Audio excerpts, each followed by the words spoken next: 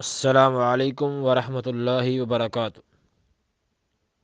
سوال پوچھا گیا ہے، بچے کے کان میں اذان کہنے کے حوالے سے کوئی حدیث ہے؟ اگر ہے تو اس کی سند کی حیثیت واضح کر دیں۔ بچے کے کان میں اذان کہنا، اس کے متعلق مختلف سندوں سے روایات ذکر ہیں، لیکن تمام روایات اسنادی لحاظ سے اور جمہور محدثین کے نزدیک جو ہے وہ ضعیف ہے۔ پہلی روایت جو ہے وہ مسند احمد، مسند بزار میں، سنن ابی داود میں، ترمذی میں موجود ہے۔ رعایت رسول اللہ صلی اللہ علیہ وسلم اذن فی اذن الحسن بن علی حین ولدتہ فاطمۃ بالصلاۃ۔ اب یہ روایت مختلف کتب میں ہے۔ اس روایت میں جو ہے عاصم بن عبید اللہ جو ہے وہ راوی ضعیف راوی ہے۔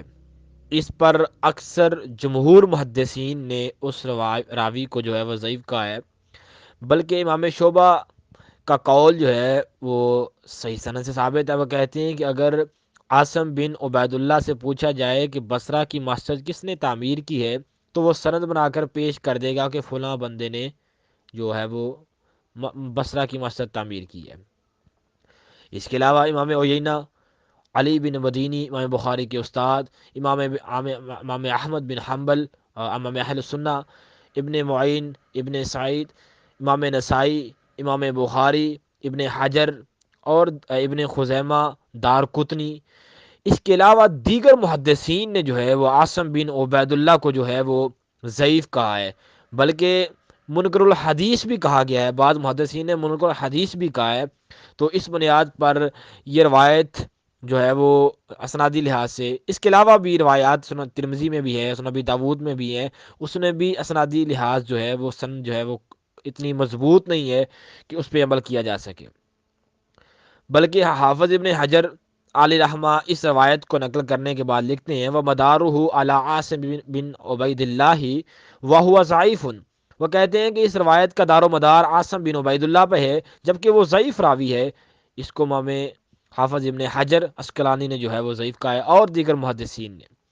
لیکن بعض لوگ ترمذی کی روایت نقل کرنے کے بعد لکھتے ہیں کہ امام ترمذی نے کہا ہے والعمل علی ھذا والعمل علیہ، اس پر جو ہے وہ عمل ہے، اور عمل سے مراد وہ اجماع لیتے ہیں، مطلب کہ محدثین کا اجماع ہے کہ کان میں اذان کہی جا سکتی ہے۔ لیکن امام ترمذی کا والعمل علیہ سے اجماع لینا، یہ جو ہے وہ ایک بنیاد پر جو ہے وہ ایک وجہ سے باطل ہے۔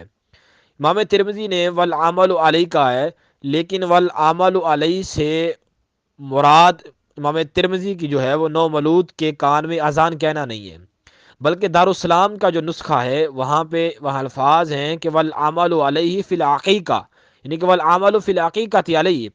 امام ترمذی جو ہے وہاں سے عقیقے کی مشروعیت ثابت کر رہے ہیں کہ بچہ پیدا ہو، اس کے عقیقے پہ جو ہے بچے کے 2 بکرے اور عورت بچی کے لیے 1 بکرا جو ہے وہ ذبح کیا جائے گا۔ یہ مشروعیت جو ہے امام ترمذی عقیقے کی وہاں سے ثابت کر رہے ہیں، نہ کہ امام ترمذی نے نامولود کے کان میں اذان کہنا جو ہے وہ ثابت کیا ہے۔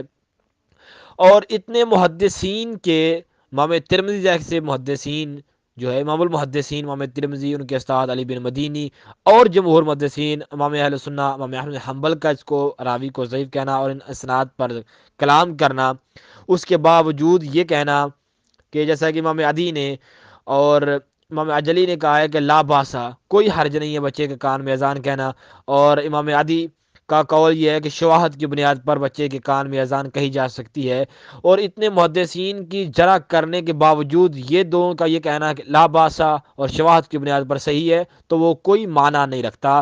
جب ایک سائڈ پر دیگر محدثین کی جو ہے وہ جرح مفسر ہو، تو پھر ان روایات کی جو ہے وہ تعدیل چند محدثین کی جو ہے وہ قبول نہیں ہوگی۔ محدثین نے ان کو اس راوی کو اور دیگر اسناد پر کلام کی ہے اسنادی لحاظ سے، تو لہٰذا بچے کے کان میں اذان کہنا کسی بھی صحیح سند ثابت نہیں ہے۔ ویسے بچہ فطرت اسلام پہ پیدا ہوا ہے، اس کی تربیت اسلام کے مطابق کی جائے تو انشاءاللہ وہ مسلم ہی ہوگا۔